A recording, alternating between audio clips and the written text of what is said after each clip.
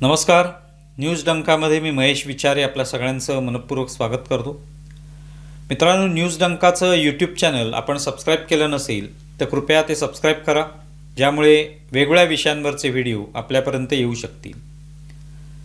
पश्चिम बंगालमध्ये भारतीय जनता पक्षाचं सरकार आलं, त्याला आता काही काळ लोटलेलं आहे. शुभेंदू अधिकारी हे तिथे काम करतायत आणि जे काय आता बदल तिथे आवश्यक होते, अपेक्षित होते, ते करायला सुरुवात झालेली आहे. ममता बॅनर्जी जे आहेत त्यांचं सरकार अनेक वर्ष तिकडे होतं आणि त्या काळामध्ये जे काही पश्चिम बंगालमध्ये झालं ते आपण पाहिलं आणि त्यातून लोकांनी सरकार बदलण्याचा निर्णय घेतला आणि ते सरकार बदलून दाखवलं लोकांनी. पण ममता बॅनर्जी यांच्याविषयी जो काही लोकांच्या मनामध्ये संताप, चीड, राग आहे तो काही अजून शमलेला नाही, अजून तो पूर्णपणे संपलेला नाही. लोकांच्या मनामध्ये तो अजूनही राग खतखततोय. आता आपण पाहिलं जेव्हा हे सरकार बदललं त्यानंतर तृणमूल काँग्रेसच्याच अनेक नेत्यांवर लोकांनी हल्ले केले, शाब्दिक हल्लेसुद्धा केलेले आहेत आणि शारीरिक हल्लेसुद्धा केलेले आहेत. त्याच्यामध्ये स्वतः ममता बॅनर्जींचे पुतणे किंवा भाचे ज्यांना म्हटलं जातं ते अभिषेक बॅनर्जी यांच्यावर अंडी फेकली, त्यांचे कपडे फाडले, त्यांच्यावर गुद्द्यांचा प्रहार करण्यात आला, चोर चोर म्हणून त्यांना हिणवण्यात आलं. हे सगळं आपण पाहिलेलं आहे. कल्याण बॅनर्जी हे सुद्धा एक प्रमुख नेते, त्यांच्यावर सुद्धा अशा पद्धतीने हल्ला करण्यात आला. महुआ मोइत्रा यांच्या घरावर अंडी फेकण्यात आली, त्याचा व्हिडिओ स्वतः त्यांनीच करून पाठवला आणि कशा पद्धतीने आपल्यावर हल्ले होत आहेत हे सांगण्याचा प्रयत्न केला. त्यामुळे तृणमूल काँग्रेसच्या या सगळ्या नेत्यांबद्दल लोकांच्या मनामध्ये प्रचंड राग आणि संताप आहे हे दिसून आलं. पण या सगळ्यातून कुठेतरी स्वतः तृणमूल काँग्रेसच्या प्रमुख असलेल्या ममता बॅनर्जी या अद्याप यापासून दूर आहेत किंवा त्यांच्यावर कोणी हल्ला केलेला नाही असं चित्र होतं. पण आता पाहायला मिळालं की ममता बॅनर्जी यांनासुद्धा लोकांनी लक्ष केलेलं आहे. आता त्या आरोप करतायत की हे सगळे भाजप कार्यकर्ते होते किंवा हे सगळे अराजक निर्माण करणारे असे काही घटक समाजामधले समाजकंटक त्यांनी आपल्यावर हल्ला केलेला आहे. पण हल्ला झालेला आहे. आत्तापर्यंत त्यांचे इतर नेते होते ते हल्ल्याच्या केंद्रस्थानी होते किंवा ते लक्ष्य ठरले होते, पण आता स्वतः ममता बॅनर्जी या लक्ष्य ठरलेले आहेत. 24 परगणा हा जो जिल्हा आहे त्या ठिकाणी त्या गेल्या होत्या. आपल्या एका कार्यकर्त्याच्या घरी त्या जाणार होत्या, त्यावेळेला त्यांच्या गाडीवर हल्ला करण्यात आला आणि तो हल्ला करताना लोकांनी दगड फेकले, चिखल फेकला, चिखलाचा मारा केला, चपला फेकून मारल्या, तिथे सुद्धा चोर चोर अशा पद्धतीच्या घोषणा देण्यात आल्या. आणि मग ममता बॅनर्जींनी त्या संदर्भात पोस्ट केली की आपल्यावर असा हल्ला झाला, जर आपली काच खिडकीची हे गाडीची जी काच आहे ती उघडी असती खिडकीची तर आपल्यावर दगड येऊन पडले असते, आपलं डोकं फुटलं असतं, आपण जबर जखमी झालो असतो, असं ते सांगतायत. आता ही परिस्थिती कोणामुळे आली? ही सर्वसाधारणपणे आपण पाहतो इतर राज्यांमध्ये सुद्धा निवडणुका झाल्या, अनेक ठिकाणी सरकार बदलत असतात, नवीन सरकार येत असतात. अशा पद्धतीने कोणी हल्ले करत नाही. लोकांचा राग असतो की एखादा पक्ष जो आहे किंवा एखादा सरकार असेल ते घोटाळ्यांमध्ये त्यांची एक ओळख बनलेली असते की या सरकारने बरेच घोटाळे केले, मंत्र्यांनी भरपूर पैसे खाल्ले, भ्रष्टाचार केला किंवा जे काही तिकडची कायदा सुव्यवस्था असते त्या बाबतीत नेहमी निष्काळजीपणा दाखवला, हलगर्जीपणा दाखवला, असे अनेक आरोप होत असतात. लोकांच्या मनात रागही असतो, पण तो अशा पद्धतीने बाहेर येत नाही. लोक मतदान करतात, ते सरकार बदलून टाकतात, टीका करतात, शाब्दिक टीका केली जाते, पण इथपर्यंत कधी होत नाही. पण ममता बॅनर्जींच्या नेत्यांवर, स्वतः ममता बॅनर्जींवर हे हल्ले होण्याची का वेळ आली? त्याचं कारण त्यांच्या या सगळ्या कार्यकाळामध्ये जो काही अन्याय लोकांवर होत होता, सर्वसामान्य लोकांवर, भाजपचा तर कार्यकर्त्यांवर झालाच, त्यांच्या घरांवर हल्ले करणं, घरांमध्ये पेट्रोल बॉम्ब टाकून ते जाळून टाकणं, महिलांवर अत्याचार करणं हे होतच होतं.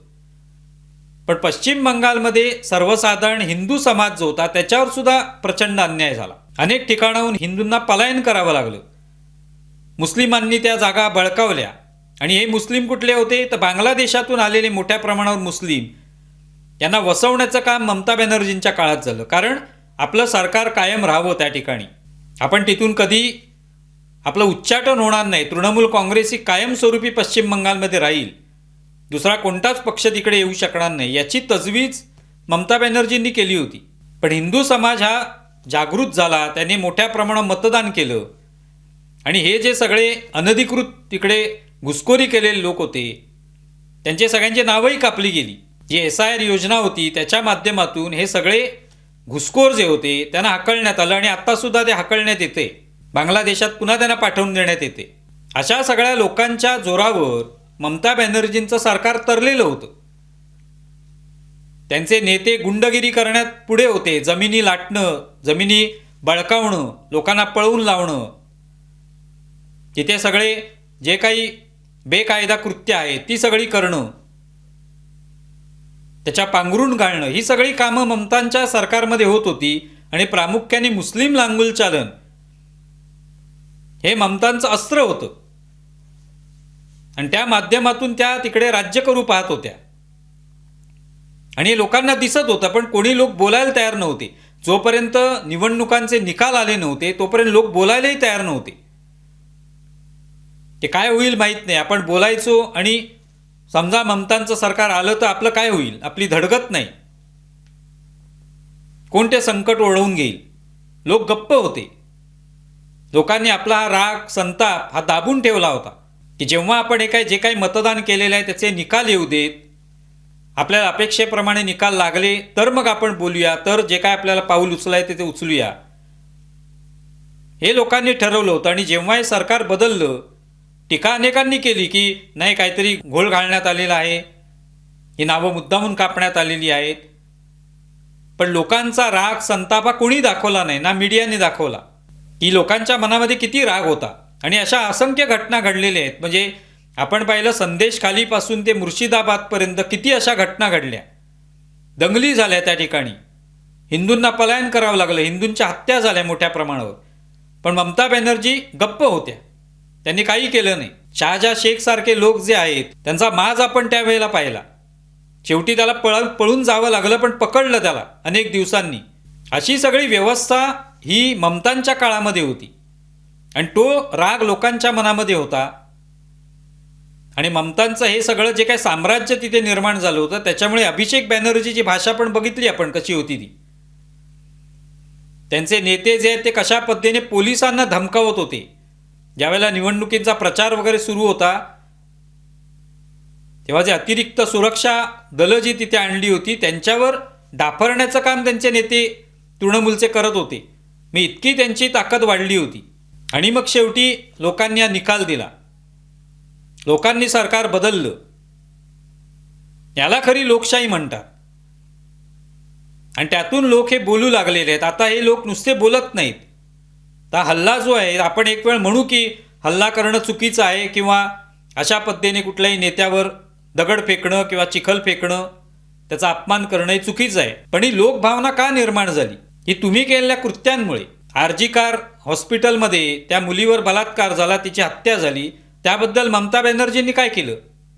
काही केलं नाही. ते प्रकरण चिघळत राहिलं. त्या मुलीला न्याय मिळू शकला नाही. तिच्या आईला शेवटी भाजपातर्फे उभं करण्यात आलं, ती निवडून आली. त्या जेव्हा प्रचाराला जात होत्या तेव्हा कशा पद्धतीने त्या आपलं दुःख व्यक्त करत होत्या आणि लोक त्या भावनेशी कसे सहमत होते हे आपण पाहिलेलं आहे. ही खरी भावना ममता बॅनर्जींनी ओळखलीच नाही. आणि त्यातून मग ममता बॅनर्जींचा हा दारुण पराभव झाला. आत्ता हे जे काय झालेलं आहे, चिखलफेक, दगडफेक ममतांच्या गाडीवर, ही भलेही ते आरोप करतील भाजपाकडून झालेलं असेल किंवा आपल्या विरोधकांनी केलेलं असेल, पण अभिषेक बॅनर्जी असो, कल्याण बॅनर्जी असो, महुआ मोहित्रा असो, यांच्यावर झालेले हल्ले सर्वसामान्य लोकांनी केलेले आहेत. मग ममतांवर सुद्धा अशा पद्धतीने डूक धरून लोक बसलेले आहेत की तुम्ही जे काही आमच्यावर अन्याय केलात, आमची मुस्कटदाबी केलीत, आमच्यावर दडपशाही केलीत, त्याची फळं आता भोगावी लागणार आहे. आणि यातून दिसून येतं की ममतांचं जे काही साम्राज्य होतं ते केवळ निवडणुकीतून संपलेलं नाही, लोकांच्या मनातून सुद्धा त्या उतरलेल्या आहेत. लोकांच्या हृदयात जे काही त्यांनी सुरुवातीला स्थान मिळवलं असेल डाव्यांचं सरकार असताना, ते पूर्णपणे संपुष्टात आलेले आहे आता. त्याची पोचपावती आहे. नेते जे आहेत ते राज्य करतात, पुन्हा विरोधी पक्षात जातात, पुन्हा एकदा सत्तेवर येतात. हे होत असतं अनेक ठिकाणी. पण लोक जेव्हा हे ठरवतात की हा नेता आपल्या मनातून उतरलेला आहे, याची आता आपल्या हृदयात अजिबात स्थान नाही, हा पुन्हा कधीच येता कामा नये, असं जेव्हा लोक ठरवतात, तेव्हा त्या नेत्याचं जे काही राजकारण असतं ते संपुष्टात येतं. तो पुन्हा त्या लोकांची मनं जिंकू शकत नाही. ते जिंकणं खूप कठीण असतं. ममतांच्या बाबतीत हेच आता त्यांच्या नशिबी आलेलं आहे. म्हणजे सरकार बदलल्यावर लोकांची जी काही भावना होती ती आता उफाळून बाहेर येते. आत्तापर्यंत नेत्यांवर होतं, आता प्रमुख असलेल्या ममता बॅनर्जींवर ही वेळ आलेली आहे. तुम्हाला या संदर्भात काय वाटतंय जरूर कळवा. आमचा व्हिडिओ जास्तीत जास्त लाईक करा, शेअर करा आणि आमचं यूट्यूब चॅनल सबस्क्राईब करा. धन्यवाद.